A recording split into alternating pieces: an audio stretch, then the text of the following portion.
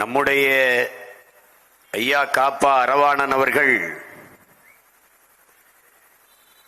தமிழன் ஏன் அடிமையானான் என்ற நூலிலே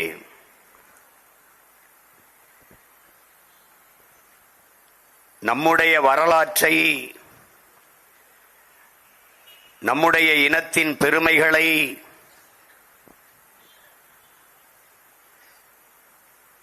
நாம் பேசுவது என்பது பழம் பெருமை அல்ல, படிப்பினை. நம் முன்னவர்களை போற்றுவதென்பது நாம் பீற்றிக் கொள்வதற்காக அல்ல, நம்மை நாமே தேற்றிக் கொள்வதற்கு என்று பதிவு செய்கிறார். அப்படி நம்மை நாமே தேற்றிக் கொள்கிற நிகழ்வுதான் இங்கே நடந்து கொண்டிருக்கிறது.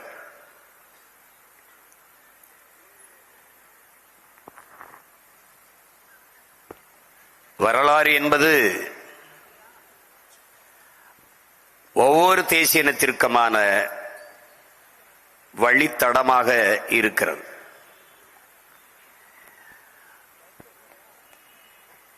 அதனால்தான் நம் உயிர் தலைவர் இயற்கை எனது நண்பன், வாழ்க்கை எனது தத்துவ ஆசிரியன், வரலாறு என் வழிகாட்டி என்று பதிவு செய்தார். ரஷ்ய புரட்சியாளர் லெனின் வரலாற்றில் தெளிவு வராத எந்த இனமும் எழுச்சியுற முடியாது என்று பதிவு செய்கிறார்.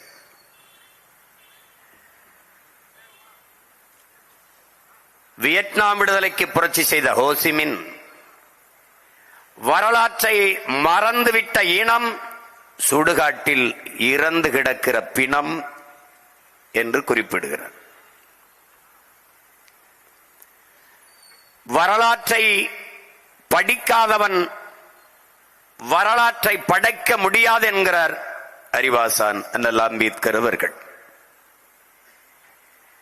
நீ வரலாற்றை படி, வரலாற்றை படை, வரலாறாகவே வாழ் என்று போதிக்கிறார் நம்முயிர் தலைவன் மேதகுவே பிரபாகரன் அவர்கள்.